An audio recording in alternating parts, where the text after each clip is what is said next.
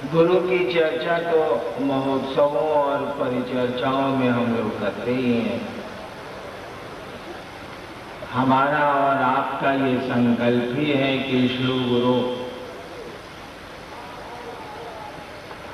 के स्वरूप से, उनकी यथार्थ सत्ता से लोगों को जोड़ेंगे।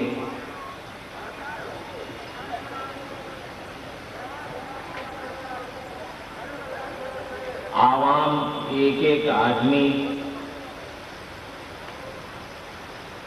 शिव का शिष्य हो जाए, यह हमारा और आपका प्रयास रहेगा, होगा।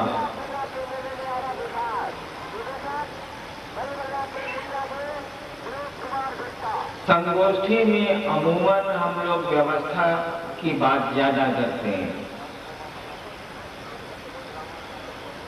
कुछ व्यवस्था की बातें हों। जब मैं महोत्सव में जाता हूं, अभी हाल में मैं समस्तीपुर गया था, उसके बाद भी अन्य कार्यक्रमों में गया हूं। आप देखते होंगे कि जितने सुनने वालों की संख्या होती है उससे थोड़ी ही कम दुकानें होती हैं।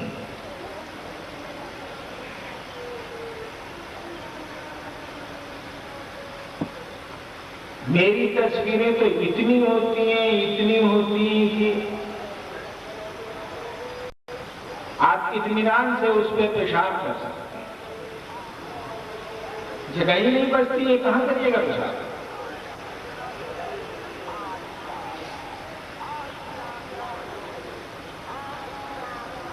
मेरा इस पे कोई विरोध नहीं है, मैं इसका विरोध नहीं करता,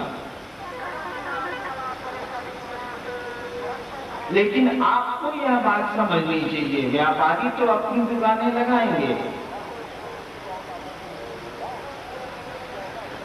लेकिन आम गुरु भाई को ये आपको समझाना चाहिए, आपको ये समझना चाहिए कि उस शिव की तो घर घर में तस्वीर लगी है, उस महाकालिका और दुर्गा की तो घर घर में तस्वीर लगी है। और दिन में मैंने कहा कि हम लोग तो शैतानियत की हद को भी अब पार कर रहे हैं। क्या आपको मिल जाएगा हरिंद्रानंद की तस्वीर अपने घर में लगा लेने से?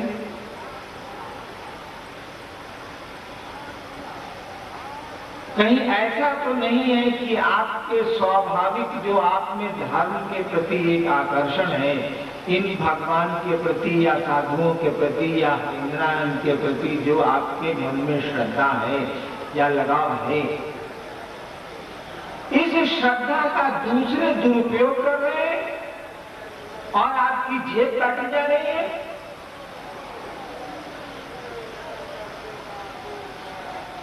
मुझको ऐसा ही लगता है। जिस गुरु भाई को खाने को नहीं है, बड़ी मुश्किल से वह किसी परिचर्चा में आता और वह बेचारा इस लालच में कि हरिनाथ जी की तस्वीरें खरीद लेते हैं, किसी तरह अपनी मेहनत की कमाई का हिस्सा वो उसमें गंवा बैठता है। मैं ऐसा समझता हूं कि ये बात पूरी तरह गलत है। आप नहीं खरीदेंगे तो कोई क्यों विक्रय करेगा, क्यों बेचेगा? तो भैया आप सामान खरीदते हैं तब ना कोई बेचता।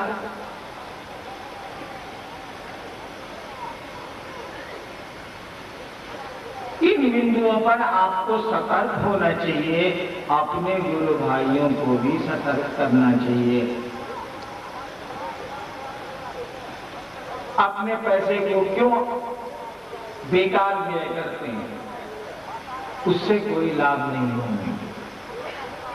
रामेश्वर भैया बोल रहे थे, बहुत सुंदर कह रहे थे, घर और घर लिखने से घर थोड़े ही होता।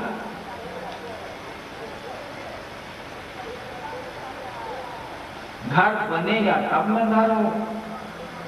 आप हरिनारायण की तस्वीर खोजते हैं, देवताओं की तस्वीर खोजते हैं, देवताओं की तस्वीर पर मैं नहीं कुछ बोलना चाहता, लेकिन अपनी तस्वीर के ऊपर बोलने का मुझको अधिकार है।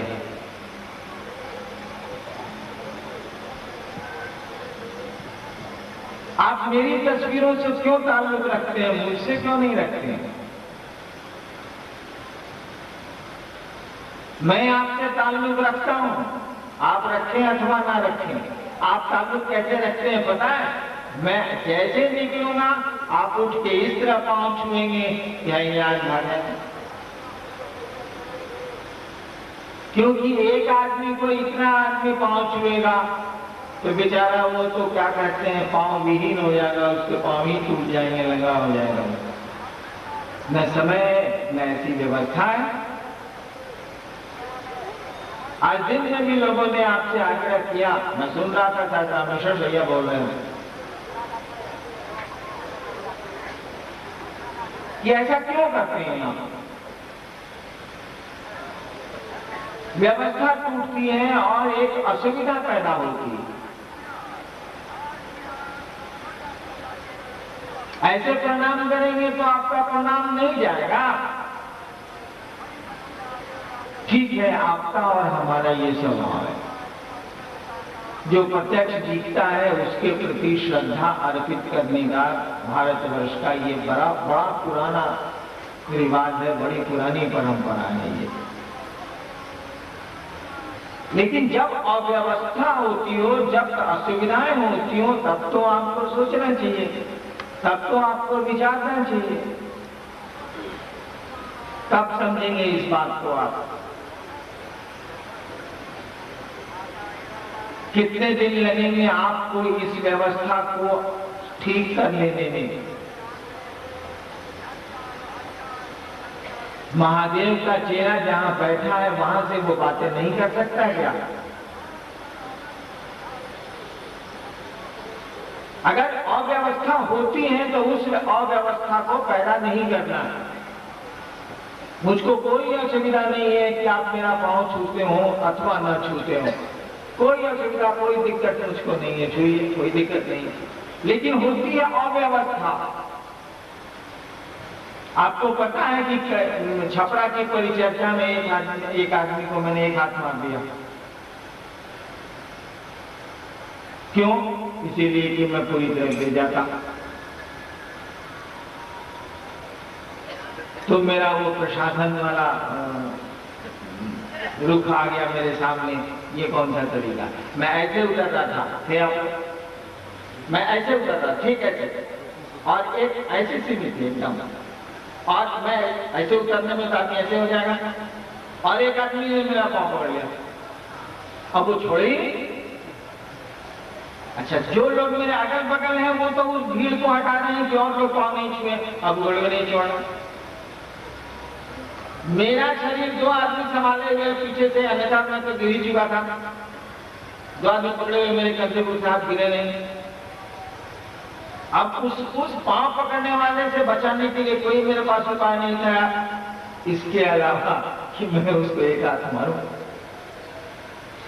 आप ये बताइए, महादेव के चेला को एक हाथ मारने का अधिकार हरिंद्रानंद को किसने दिया है?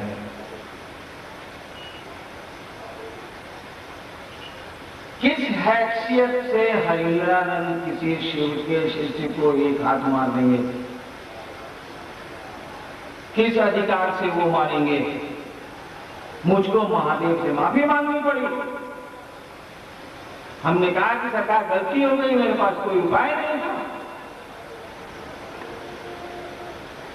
और एवज में वैसा कुछ करना पड़ा जो मैं सामान्यतः लोगों के लिए नहीं करता। मैं तो उसको पहचानता भी नहीं, लेकिन उसको जो भी दिक्कत थी, मुझको एक्सेप्शनली, जिसको अंग्रेजी में कहते हैं, नियमों से बाहर जाकर के महादेव से कहना पड़ा कि उसको दे दिया जाए। आप बताइए तो। मैं अपनी सीमाओं का उल्लंघन करने में के लिए विवश हो गया। आपको इस पर विचार करना चाहिए। आपको इस पर सोचना चाहिए। मैंने बेवकूफी के हद मानी कि सब ठीक बा, लेकिन फुटवा यही जगड़ी की तो बात ठीक नहीं है। अमीन साहब नाप दिन की आपका जमीन है भाई साहब, ये आपकी जमीन है भाई साहब, अब हुआ कि फुटागड़ी हो जाए। जब फुटागड़ी की बात है ना, फुटवा तो यही जगड़ी मैंने सब हो गया, नाती जोखी हो गया, अब फुटवा करेंगे फिर जा था वहीं करेंगे, कोई जवाब नहीं हुआ, ये कोई बात नहीं। इसको आपको विचार करना चाहिए, इस व्यवस्था में आपको मदद करनी चाहिए। मैं कहाँ मना करता हूँ कि जब तनाव में रहता हूँ, अकेले रहता हूँ, तो आप पाँव छुएं न छुएं, जो मन करे करिए, मैं तो कुछ बोलता नहीं। लेकिन व्यवस्था गड़बड़ होती है तो व्यवस्था आपकी है, हमारी है। आपकी व्यवस्था गड़बड़ हो जाए ये आप कतई पसंद नहीं करेंगे, कहते हैं बिल्कुल अच्छा आपको नहीं लगेगा। अब आप प्रश्न पढ़िए।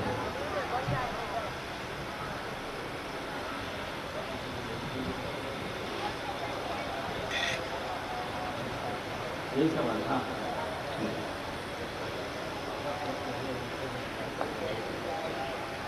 रंजीत जी का इनका प्रश्न है, लोग कहते हैं मैं महादेव का पूजन करता हूँ, लोग कहते हैं मैं महादेव का पूजन करता हूँ, वो देवों के देव, आप इन्हें गुरु क्यों मानते हैं? इस पर तो बातें हो चुकी,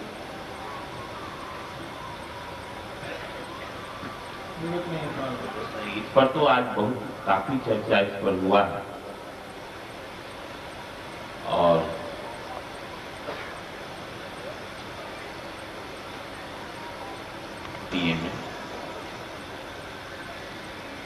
ये सवाल साहब से चाहते हैं।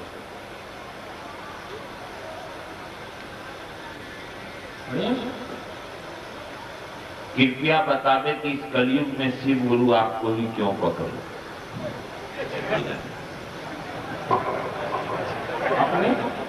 अपना आपको अगर आप शिव हैं तो आम आवाम को अंधकार में रखने का आपका क्या प्रयोजन है? इसके पहले का बात क्या है? ये लिखे है कि आप ही को क्यों पकड़े अपना गुरु पद स्थापित करने हेतु। अच्छा मान लो कि जब भी मुझको आसमान से बातें हुई हैं आज तक, जब भी मेरे मन ने मेरे शिव से बातें की हैं, इसीलिए मैंने मेरे शिव कहा कि आप कहेंगे आपको शिव से बात होती है क्या? जब भी मेरे मन ने मेरे शिव से बातें की हैं, उस शिव ने हमेशा मुझसे कहा है कि जाओ शिव कार्य करो। और विगत कई वर्षों से मैं इस द्वंद्व में रहा हूं, मैं इस दुविधा में रहा हूं कि मैं करता हूं गुरु का कार्य और ये आसमान के बड़े बड़े लोग कहते हैं शिव का कार्य। मेरी समझ में बात नहीं आती थी कि मैं करता हूं गुरु का कार्य और आसमान कहता है शिव का कार्य। मुझको समझने में बहुत साल लगे, लेकिन आपको सुबह तो मैंने 2 मिनट में समझा दिया। मैंने सुबह में आपको क्या कहा था कि जो हम लोगों ने देवताओं की पूजा से सीखा है, जो इन देवियों और इन देवताओं की संगति में हम लोगों ने सीखा है आज तक, उसको देख के तो लगता है कि इंसान के शरीर में हम लोग इंसान क्या अब शैतान भी नहीं रह गए, वो शिव की हो या दूसरे देवताओं की हो। और संगति में क्या सीखती, बताने की जरूरत है क्या कि हम लोग इंसानियत नहीं शैतानियत की हद को अपा कर रहे हैं।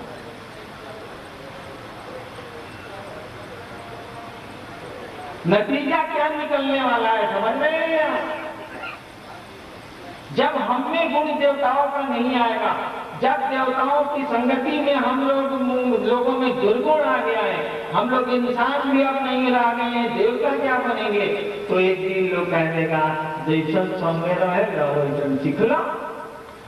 आज अगर शिव लोगों के गुरु नहीं हो, आज सही गुरु अगर आवाम का गुरु नहीं होगा, तो देवताओं की प्रतिष्ठा भी आने वाले कालखंड में न बचने वाली है।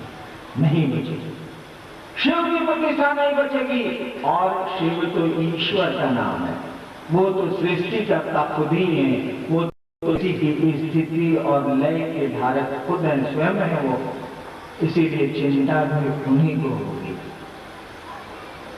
और यह इच्छा उनकी कि वे लोगों के गुरु बने, आपके हमारे बीच चली आई। ये सवाल उठेंगे कि हरिनारायण को ही क्यों इस काम के लिए चुना गया। इसका उत्तर आवाम के पास नहीं है, न हरिनारायण के पास है। इसका उत्तर तो वह महादेव ही दे सकता है। इस चुनाव में बड़ी कठिनाई है, आसान नहीं है ये सिलेक्शन, ये चुनना आसान नहीं है। जिसको चुना गया वो मान लीजिए गड़बड़ हो जाए और आप शिव को गुरु मान के सही हो जाइए, सही स्थिति पैदा होगी क्या?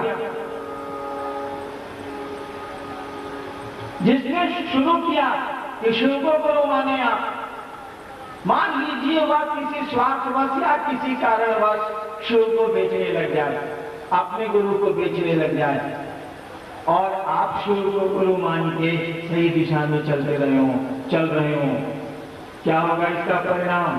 दुनिया न इधर की रहेगी न उधर की रहेगी। आप कहिएगा कुछ, हरिनारायण बोलेंगे कुछ, क्योंकि मैं ही गड़बड़ हो गया।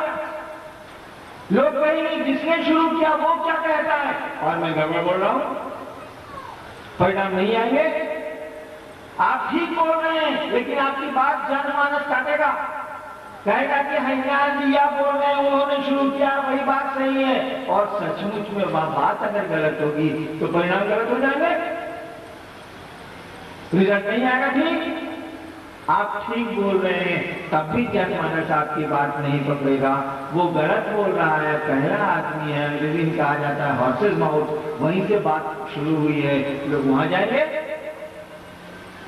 हर एक खोटी आदमी जिसको आप शिव से बनाते हैं, हर एक आदमी जो शिव को गुरु मान के शिव गुरु की दिशा में चलना चाहता है, वह पता लगाएगा किसने इस काम को शुरू किया। और कहा गया है हमको आपको करने को। सोचिए जितनी खराब स्थिति में हम आप हैं, काम है दूसरे का, काम है आपके गुरु का। शाश्वत नियम कहते हैं कि करना है गुरु को, शिष्य बनेगा कोई गुरु का। महादेव होंगे गुरु, शिष्य होगी जनता, शिष्य होगा व्यक्ति। करना है आपको, आप गुरु नहीं है, हम गुरु नहीं है, हम लोग शिष्य हैं। अगर हमारे आपके किसी भी कृत्य से, हमारे आपके किसी भी कृति गई है, काजी गई है, हमारे आपके किसी कार्य से अगर शिव का पद कहीं भी जरा भी धूमिल हुआ तो क्या होगा? वह जगत का गुरु हमारे आपके किसी आचरण से, हमारे आपके किसी सिद्धांत से, हमारे आपके किसी कार्य से कहीं भी आरोप के घेरे में भविष्य में पड़ा, आने वाले 20,000 40,000 वर्षों तक आपको न पता है कि ये बात कितनी दूर जाएगी। बात उठेगी तो लोग तेरी उदासी का सबब पूछेंगे, है ना? ये फिल्म के बीच बात उठेगी तो दूर तलक जाएगी, लोग तेरी उदासी का सबब पूछेंगे, बड़ी दूर तक ये बात जाएगी, कई सैकड़ों वर्षों तक ये बात जाएगी। और हम आप नींव के पत्थर हैं, याद रखिएगा नींव का पत्थर तो जमीन के भीतर होता, दिखता है गुंबद, दिखती है दीवारें, दिखते हैं झाड़ फानूस, लेकिन इमारत जिस पे खड़ी होती है ना, वही है नींव उसकी, उसमें जुड़े पत्थर हैं हम आप। अगर पत्थर कमजोर हुआ नींव का तो लाख सुंदर हो मेहराब, लाख सुंदर हो झाड़ और फानूस, लाख सुंदर हो वो गुंबद, कितने का देर का, कितने काम का, ये मकान कितनी देर खड़ा रहेगा।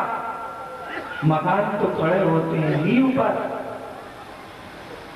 आज के शिव के शिष्य नींव के पत्थर हैं, नींव के पत्थर होते हैं कुर्बान, वो जमीन के भीतर होते हैं, दिखते नहीं है। और इसीलिए नींव के पत्थर बनने के लिए जो लोग आए हैं बड़े सौभाग्यशाली हैं।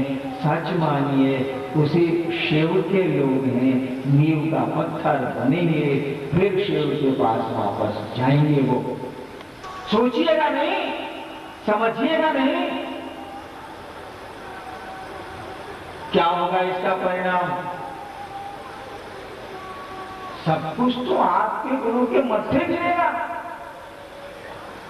और इस दुनिया में सुधार बड़ा मुश्किल होता है, जान लीजिएगा। आपके कंधों पर कैसा दुर्वा भार पड़ने वाला है, आपके कंधों पर कैसा बोझ डाला गया है, आप इसकी कल्पना नहीं कर रहे हैं। एक बात लागू करने के लिए, एक एक्शन करने के लिए, एक काम करने के लिए जो लोग मेरे करीब रहते हैं, जानते हैं, मैं 3 साल 4 साल लगाता हूं और तब लागू करता हूं।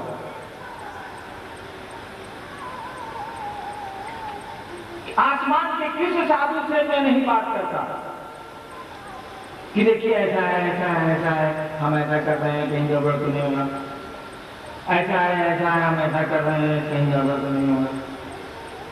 और सारे लोग मेरी बात को कंफर्म करते हैं कि हरिनाम तुम बिल्कुल ठीक हो, तब भी मैं नहीं मानता।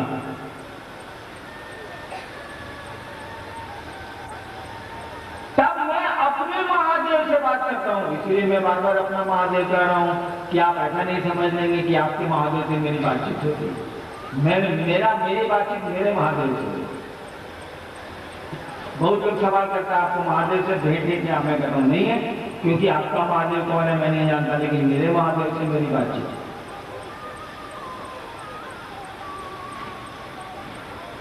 और जब वो हाँ कहते हैं, वैसे उनकी आदत नहीं है कि वो हाँ कहते हैं, बहुत खच्चर मास्टर है, कुछ नहीं सुनता है। नया नया लड़का पूछेगा तो मास्टर बोलता है, उसी तरह से वो बोलता है, खूब बोलता है। जब पुरान हो जाइएगा तो कहेगा कि हम नहीं जानते हैं, तुम जानो। वो उपनिषद कहती है कि ऋषि कौन है? जिनके विचार छड़ी की तरह सीधे, विचार दंड छड़ी सीधे हुआ, दंडवत प्रणाम करना, सुख के। बात बिल्कुल सीधी है। आपको गुरु का जो आदेश मिला है, हमारे एसडीओ साहब कह रहे थे, उसको बड़ी ईमानदारी से करने की कोशिश करो। कहा था हेमचंद्र भाई ने आज शाम में कि बाकी आप क्या कुछ करते हैं, हम लोग कोई हिसाब ले रहे हैं क्या आपसे? कुछ नहीं ले रहे, नहीं ले रहे। इसका मानी हमारे गुरु ने कुछ हमको हिसाब लेने को नहीं कहा है, नहीं तो नहीं लेते क्या? बाकी आपके कृत्य पर हम लोग तो कुछ नहीं बोल रहे। आप कहते हैं जी मुर्गा खाए, हम कहेंगे और एक पीस ले। आप कहते हैं जी प्याज नहीं खाएंगे, मैं श्रीमती जी को कहता हूं कि आज सर्दी में प्याज मत डालना, रोज की साग खाएंगे। दया मांगिए, आप कभी भी दया मांगिए, आपको परिणाम उतरेंगे, कहता हूं मैं। लेकिन ये संगोष्ठी है, यह बात मैं नहीं कहूंगा। आप शिव के शिष्य हैं, आपको ये जानना होगा कि गुरु का क्या आदेश है, और उस आदेश के तहत अपने कदम आपको बढ़ाने होंगे। और इस दिशा में कहा था एसडीओ ने आपसे आज शाम में कि डाइन एक घर छोड़ देती है, सही छोड़ देती है। मैं भी जब आराकानी स्मशान में साधना कर रहा था, कपालिक साधना, तो महाप्रेतों ने मुझसे कहा था एक फल छोड़ देना। मैंने बहुत सोच के कहा था कि सारा पकड़ी हम नहीं खाते हैं, पकड़ी को देते हैं, हम लोग पकड़ी नहीं खाते। अब तो वो भी था। दाई एक घर छोड़ देती है, कहावत है, सच्चाई क्या है ये तो हमसे ज्यादा बेहतर आप ही जानते हैं। आप ये घर नहीं छोड़ सकते, शिव गुरु कार्यों में दुकान लगाना नहीं छोड़ सकते, शिव को सम्मान का माध्यम बनाना नहीं छोड़ सकते, शिव को अपने गुरु को सुविधाओं का माध्यम बनाना नहीं छोड़ सकते। आप सुविधाएं ढूंढिए ना, आपको सुविधा में ढूंढने के लिए कौन रोकता? आप सम्मान ढूंढिए ना, आपको कौन रोकता? रखवा देना, मुठियां खुलवा देना, ताकि लोग देखें वो सिकंदर आजम, मैंने दुनिया का सिकंदर खाली हाथ आया था, आज खाली हाथ जा रहा। और सिकंदर जब मरा था तो उसके दोनों हाथ बाहर किए गए थे और उंगलियों को, मुट्ठियों को खोल दिया गया था, ताकि लोग देखें वो आजम, सिकंदर आजम, वो संसार का राजा आज खाली हाथ जा रहा। यही तो है ये दुनिया। हमारा आपका घर, हमारी आपकी संपत्ति, हमारा आपका सम्मान यही रहेगा, नहीं जाएगा। जाएंगे हम और आप, जाएंगे लोग। तो चलिए एक काम में हम लोग ईमानदारी बरत लेते हैं, अपने गुरु के काम में। और आपका गुरु तो शिव है। तुलसीदास तो कहा गया कि गुरु कैसा होना चाहिए, तो शिव जैसा होना चाहिए। गुरु शंकर रूपिणो, शंकर जैसा होना चाहिए। हम लोगों ने तो शंकर जैसा की बात छोड़ दीजिए, शंकर को ही गुरु बना रखा है। शिव ही हम लोगों के गुरु है। तो गुरु काल में तो हम लोग ईमानदार हो सकते हैं। गुरु के नाम पर कितनी संपत्ति अर्जित कर लेंगे हम आप, कितना पैसा अर्जित कर लेंगे हम आप, क्या सम्मान अर्जित कर लेंगे हम आप, वो जिस काम का हमारे आपके होगा। चलिए इसको छोड़ देंगे, नहीं करेंगे।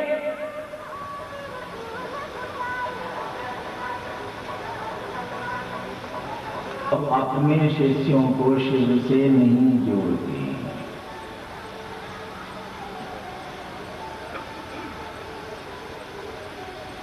दिन में मैंने कहा था, ठोकर कांटी फेर से ठुकाई। दिन में मैंने कहा था, दीवार में कांटी पूरी तरह गई है, फिर ठोकिएगा। जब शिव गुरु होते हैं तो शिव से गुरु अपने शिष्यों को नहीं जोड़ते हैं, क्योंकि वो गुरु से जुड़े होते हैं। जो जुड़ा हुआ है उसको फिर कैसे जोड़िएगा? अलग करिएगा तब तो जोड़िएगा। वो अपने शिष्यों के माध्यम से संसार को अपने से जोड़ते हैं। और इसीलिए आज तक का नियम है, आज तक की परंपरा रही है कि इस धरती पर गुरु आए हैं और शिष्यों के उत्थान की बात करके गए हैं। गुरु आए हैं, शिष्य को दीक्षा दी है, शिष्य को साधना बतलाई है, शिष्य को ईश्वर उपासना सिखलाया है उन लोगों ने, और ईश्वर की ओर चलने के लिए प्रेरित किया है। विश्व का यही अब तक का गुरु शिष्य संबंध का लक्षण रहा है। मेरा जितना सुन के, जितना समझ के तुमने मुझको अपना गुरु बनाया है, जाओ दूसरे को समझाओ। बस इतना ही कहा आपके गुरु ने। यानी आपको ये छूट आपके गुरु ने नहीं दी, हमको ये स्वतंत्रता हमारे गुरु ने नहीं दी कि हम आप अपने बारे में सवाल कर सकें अपने गुरु से। आप नहीं पूछ सकते हैं। मैं नहीं पूछ सकता हूं अपने गुरु से कि सरकार हम आपको गुरु माना है, आज 30 साल हो गए हैं, 29 साल हो गए हैं, मेरा क्या हो रहा है, हम अप गए हैं कि डाउन गए हैं, मेरी उन्नति हुई है कि अवनति हुई है, नहीं पूछ सकते आप, क्योंकि आपके गुरु ने ऐसा कुछ कहा ही नहीं है। आपके गुरु ने तो कहा कि जाओ दूसरों को शिव गुरु से जोड़ो। आपने कहा कि जी हम क्या जानते हैं जो जोड़ेंगे। महादेव ने कहा कि हम पूछने गए थे तुमसे, तुमने मुझको जो सुन के समझ के, जितना सुन के जितना समझ के गुरु माना है, जाओ दूसरे को सुना, दूसरे को समझा, बस चुप, अब कुछ बोल ही नहीं रहे। बाकी दो काम साथ साथ चलेंगे। गुरु है तो प्रणाम होगा ही होगा, गुरु है तो दया मांगेगा ही, शिष्य मांगेगा। बिल्कुल कॉमन सेंस है, इसको लागू करिए, नहीं लागू करिए, लागू रहेगा। किंतु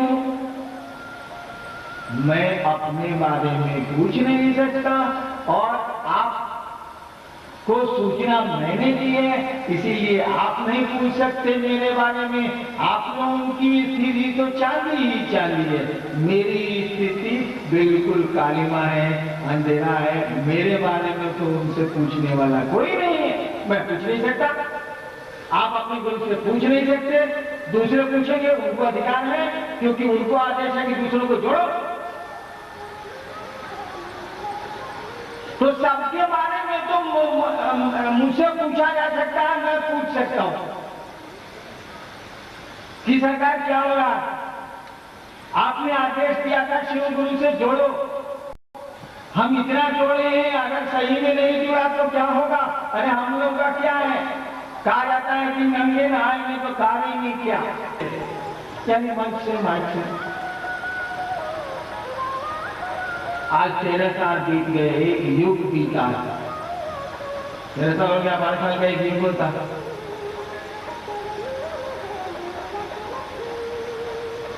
अगर वो शिव, अगर वो गुरु जिसको मैंने आपको गुरु के रूप में जुड़ने के लिए आपको कहा, जिससे जुड़ने के लिए, अगर इस जुड़ाव में थोड़ा भी तफरका रह गया, पहले जुड़ाव बड़ी खतरनाक चीज है। याद करिए वो फिल्म का गीत, फूल भी हो दरमिया तो फासले हुए, याद है? फूल भी हो दरमिया तो फासले हुए। देखिए प्यार की क्या दूरी है। कहता है कि अगर दो सत्ताओं के बीच में फूल भी आ गए तो दुनिया हो गई। फूल भी हो दरमिया तो फासले हुए। अगर जुड़ाव थोड़ा भी कम रह गया तो वो गुरुओं का सरताज, वो जगत गुरु की उपाधि से विभूषित शिव। मंशा तो बड़ी अच्छी थी, लेकिन परिणाम ये हुए कि राजा की पांव कट गई, टांग उसके, पांव उसके कट गए, टांग कट गई। कहीं ऐसा तो नहीं कि उस शिव को बेवकूफी में मैंने लोगों का गुरु बनाना शुरू किया और जब लोग वास्तविकता में उस गुरु के शिष्य नहीं हो पाए, शिष्यों में वह गुरु नहीं उतर पाया, तो मेरा कृत्य कहीं ऐसा उस बंदर की तरह तो नहीं हुआ है जिसने अपनी सुंदर मंशा में कि राजा की नींद टूट जाएगी, मक्खी नहीं भाग रही, अपनी सुंदर मंशा में तलवार उठाई थी और राजा के पांव कट गए थे। क्यों? इसका खतरा नहीं है क्या? इसका खतरा नहीं है क्या कि हजारों लाखों लोग जो आज शिव को अपना गुरु बनाए नारे लगा रहे हैं, हजारों लोग जो गांव-गांव में घूम के शिव गुरु की परिचर्चा कर रहे हैं, शिव गुरु से लोगों को जोड़ रहे हैं, अगर ये जुड़ाव थोड़ा भी कम रह गया तो सारा का सारा आरोप उस गुरुओं के सरताज पर लगेगा। और हमारी आपकी मंशा तो बड़ी ठीक है, लेकिन नतीजा निकलेगा कि वो गुरुओं का गुरु कहीं का नहीं रह जाएगा। सोचिए तो जरा, अपने कंधे को मजबूत करिए। आपने लोगों को विचारों से जोड़ा है, आपने लोगों को ये समझाया है कि शिव गुरु हैं और तुम उनके शिष्य हो सकते हो। लोग विचारों में जुड़े हैं। आज नवरात्रि है, सप्तमी का दिन है और यहाँ इतने लोग बैठे हैं। भारतवर्ष की परंपरा में नवरात्रि के दिन आप शिव गुरु की चर्चा करेंगे और लोग जुट जाएंगे। यह सौभाग्य पहली बार इस धरती को मिला है। आसान बात नहीं है ये। मैंने कहा था कि मैं हरामी हूँ, सही कहा था। मैंने जानबूझ के दशहरा में इस प्रोग्राम को रखा था और जानबूझ के कहा था कि लोगों से कहिएगा 100 रुपया देंगे। बेगूसराय वालों ने हमको कहा कि सर ये तो पाप लग गई, कहीं नहीं हुआ है, हम लोग बेगूसराय में ऐसा कैसे करेंगे। हम कहा नहीं, आप करेंगे। अंत में मैंने कह दिया छोड़ दीजिए, को देगा नहीं देगा, क्या मतलब है। तो एगो नियम लागू किया था कि 100 रुपये देना है, दोनों में जाना है। कैसे कल अर्जुन जी ने कहा कि सर पैसा मांगेंगे क्या, हम जमाने में दूर था, चले पैसा क्या मांगे। अरे लागू किया गया था एक बात को टेस्ट करने के लिए, दे देगा तो आपको पैसा कम है तो रख लीजिएगा, नहीं देगा तो छोड़िए, पैसे ही चलता। देखिए तक तो हम लोग पहुंचे और नहीं रोकते तो यहां भी 2 लाख की भीड़ होती। बिहारीगंज, कटिहार और बरवाली वाली भीड़ होती। यानी कुछ तो आपने कर लिया ना, कुछ तो हमारे आपके प्रयास ने रंग लाया है। तो आपने विचारों से जोड़ा है लोगों को, आपने लोगों को विचार से ऊपर पहुंचाया है। भाव में लगे हैं आप, भाव में नहीं होंगे तो वो नवरात्रि में नहीं आएंगे शिव चर्चा सुनने। भाव में जोड़ा है, एक कदम तो आगे बचा है, एक ही कदम तो बचा है। अब विचार के बाद भाव की सीढ़ी होती है, भाव के बाद प्रेम की सीढ़ी होती है।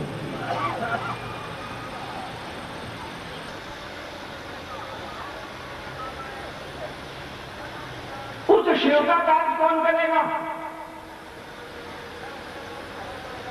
एक बात जान लीजिए, आप जैसा सौभाग्य लेके अब तक लोग इस धरती पर नहीं आए हैं।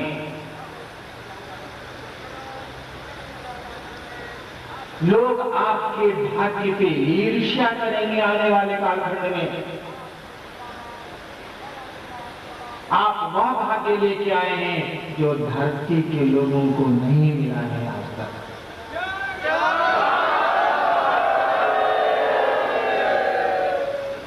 आप वह भाग्य लेके आए हैं कि आप शिव का कार्य कर रहे हैं, शिव का कार्य करने के लिए संकल्पित हैं। आप घूम घूम के लोगों को शिव गुरु का संदेश दे रहे हैं, शिव गुरु से उनको जोड़ रहे हैं। शिव का कार्य करेंगे आप, शिव का कार्य कर रहे हैं आप। ऐसा भाग्य कहां किसी को मिला है आज तक। उस महादेव के लोग हैं आप, उस महादेव का कार्य करते हैं आप। यह सौभाग्य तो सौभाग्यशालियों को नहीं मिलता, देवताओं को नसीब नहीं है। और जब ऐसा सौभाग्य लेके हम आप आए हैं, जब ऐसी किस्मत लेके आए हैं कि शिव गुरु का संदेश धरती पे मूर्त करेंगे हम आप, तो उस काम को भी करने का सौभाग्य लेके आए हैं कि शिव के यथार्थ स्वरूप से एक एक व्यक्ति को जोड़ देंगे हम लोग। जब शुरू की है बात तो बोझा उठाने के भी कंधे हैं मेरे पास। शिव को एक आदत होती है, बोझा सब उठाते हैं वो खुद ही, लेकिन दिखता है दूसरा कोई। शिव के मंदिर उनके भक्तों पर हैं, शिव के मंदिर उनके लोगों, उनके घरों पर हैं, उनके नाम पे नहीं है, क्योंकि वह तो सम्मान की परिधि से बहुत ऊपर की सत्ता है। क्या करेगा वो सम्मान? उसके गले में तो सांप जो डेढ़ चलता है, जहर रखता है, वह प्रतिष्ठा पाता। करेंगे आप, सच पूछिए, वह गुरु कराएगा आपसे। करेंगे आप, श्रेय लेंगे आप, नाम होगा आपका, जगत जानेगा आपको, और होंगे शिव लोगों के गुरु, शिव लोगों में दिखेंगे। करेंगे आप, करना होगा आपको, कर भी लेंगे आप। आपको मेरा प्रणाम।